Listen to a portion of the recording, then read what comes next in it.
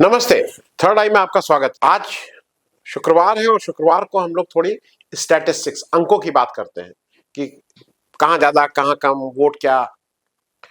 अब चूंकि political channel है, चुनाव की बात होनी ही है, बजट पे बहुत चर्चा हो गई, तो मुझे लगा कि जरा अंकों के दृष्टि से, अंकों के चश्मे से हरियाणा, महाराष्ट्र और झारखंड के आसन्न चुनाव, जो विधानसभा के चुनाव हैं, उसको जरा देखा जाए। तो सबसे पहले हरियाणा की बात करें, और मैंने जो जिस तरह से मैं देख रहा हूं उसको मैं आपके साथ जरा शेयर कर लूं। मैंने क्या किया कि मैंने जो अभी चुनाव हुए 2024 के लोकसभा के, उसको सबसे पहले देखा। तो जो अगर आप पहला वो देखेंगे तो उसमें क्या है कि हरियाणा में लोकसभा की कुल सीटें हैं 10। उसमें से बीजेपी कितनी सीटों पे लड़ी, कितनी सीटों पे जीती और कितने परसेंट उसको वोट मिला, इस तरह से इसका आकलन किया है। तो 2024 इलेक्शन में बीजेपी, वहां कुल सीटें हैं 10, बीजेपी लड़ी 10 सीट पे और जीती 5। वोट परसेंटेज मिला 46.1%।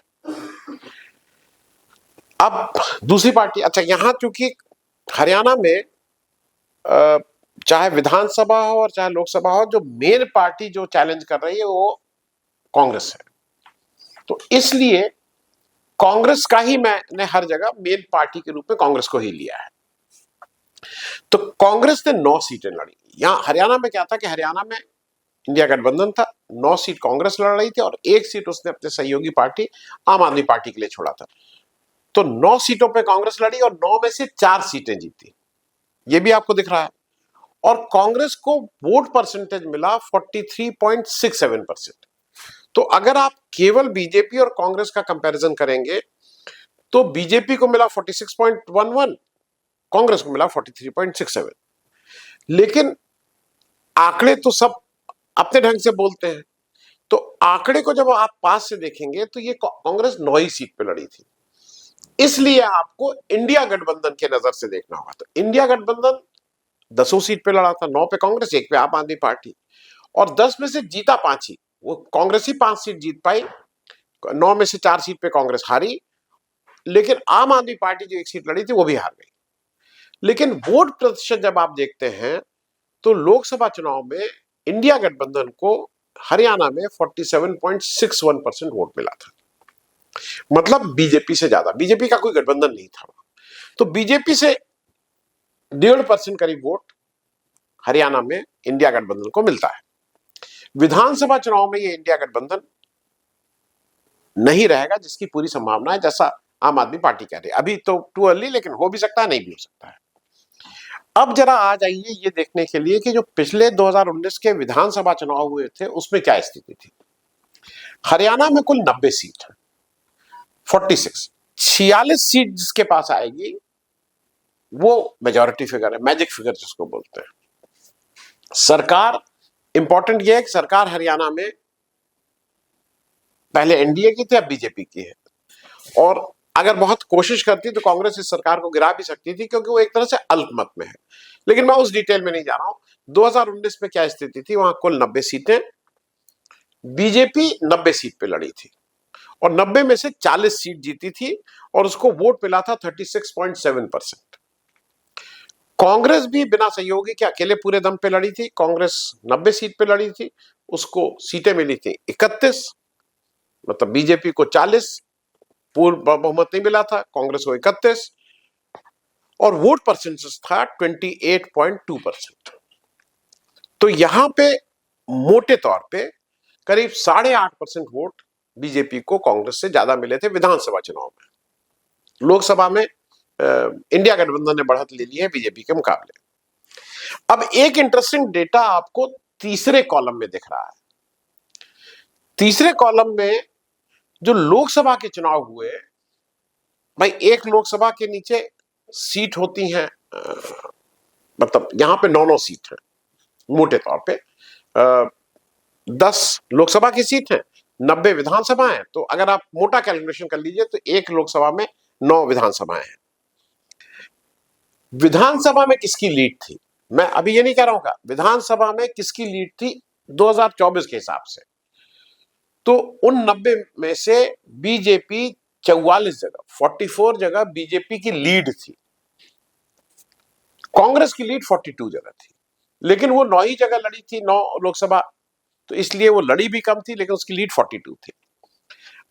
आम आदमी पार्टी के भी अगर मिला लें तो इंडिया गठबंधन की 10 सीट लोकसभा की अगर ले लें तो 10 सीट के सामने 46 सीट असेंबली सीट्स में इंडिया गठबंधन आगे था, 44 पे बीजेपी है, नेक टू नेक है। लेकिन दो तीन फैक्टर है, एक तो वहां हरियाणा की सरकार भाई बीजेपी की, जिसकी सरकार रहती है उसको एक एडवांटेज तो रहती ही है। उत्तर प्रदेश में भी लोकसभा सीट में भी फर्क पड़ा, बहुत सी सीटें ऐसी जो बहुत क्लोज मार्जिन से थी, अगर सरकार बीजेपी की नहीं होती तो वो सीटें नहीं जीतते। उसी तरह से हरियाणा में तो क्लोज फाइट है, बहुत ही एंटी इनकम्बेंसी है हरियाणा में बीजेपी सरकार की। और एक ही चीज जो कांग्रेस को अपनी ठीक करनी है या जो उसको रोक सकती है, वो उनका अपना अंदरूनी झगड़े हैं, और खास करके हुड्डा वर्सेस सुरजेवाल, हुड्डा वर्सेस शालजा, मतलब ये आपस के झगड़े को सुलझाना पड़ेगा। वो कितना सॉर्ट आउट हो पाएंगे ये तो इलेक्शन के समय, टिकट बंटवारे के समय पता लगेगा। लेकिन एक ही चीज जो इस समय बीजेपी को फिर से वापस ला सकती है वो कांग्रेस का अंदरूनी झगड़ा। अदरवाइज ऐसा लगता है कि इसमें यहाँ पे बीजेपी को फिर से सरकार बनाना थोड़ा मुश्किल है। अब हम लोग चलते हैं महाराष्ट्र। महाराष्ट्र इसलिए इंपॉर्टेंट है कि उत्तर प्रदेश की 80 सीटों के बाद देश में ये ऐसा राज्य है जो 48 सीट लोकसभा की देता है, और ये भी एक ऐसा राज्य है जहां पे एनडीए की सरकार है, मतलब एनडीए की सरकार है, विपक्ष में इंडिया है। और यहां का एक इंटरेस्टिंग है, 2024 के इलेक्शन को पहले हम लोग एनालाइज कर लें। बीजेपी 28 सीट पे लड़ी थी, 20 सीट उसने अपने सहयोगी दल के लिए छोड़ी थी। सहयोगी दल में जिसमें शिवसेना, एनसीपी ये सब थे। उस 28 में बीजेपी 9 सीट जीती, 28 में 9, और उसके जो सहयोगी दल जो बाकी 20 सीट पे लड़े थे वो 8 सीट पे जीते। तो कुल 48 में अगर एनडीए, क्योंकि यहां एनडीए की बात करेंगे, यहां इंडिविजुअल बीजेपी नहीं है, यहां एनडीए वर्सेस इंडिया है, तो अगर एनडीए की बात करें तो 48 सीट लड़े, 17 जीते।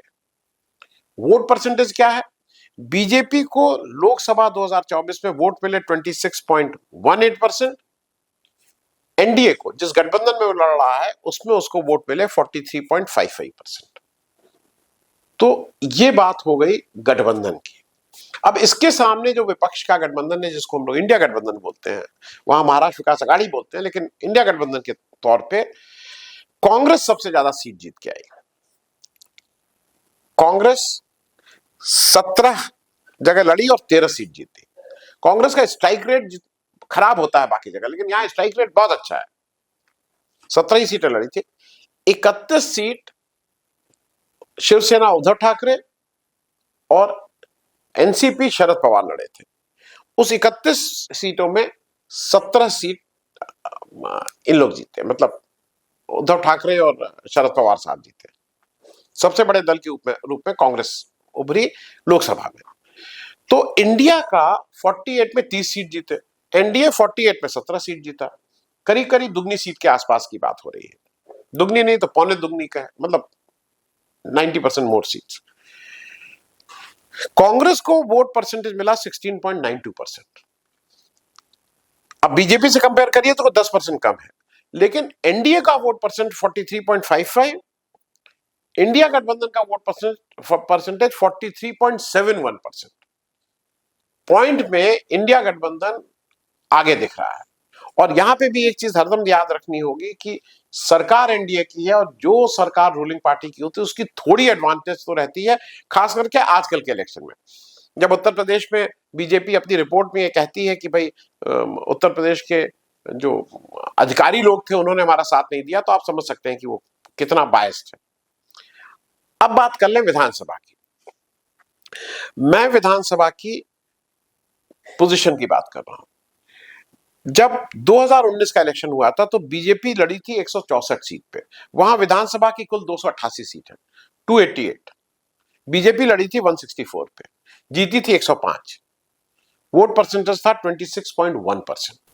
जब ये इलेक्शन 2024 का इलेक्शन हो रहा था, तो एक फिगर आपके लिए को सुन के वो लगा 288 में इस समय एनडीए के पास 203 सीटें हैं, क्योंकि जो उद्धव ठाकरे का शिवसेना का एक फैक्शन चला गया, एनसीपी का चला गया, ये 203 सीटें हैं, ओवरवेलमिंग मेजॉरिटी है।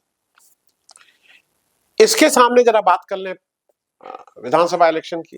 कांग्रेस को ने 147 सीट लड़ी थी, 44 जीते थे, बहुत खराब स्ट्राइक रेट 2019 के विधानसभा इलेक्शन का। वोट परसेंटेज था 16.1%।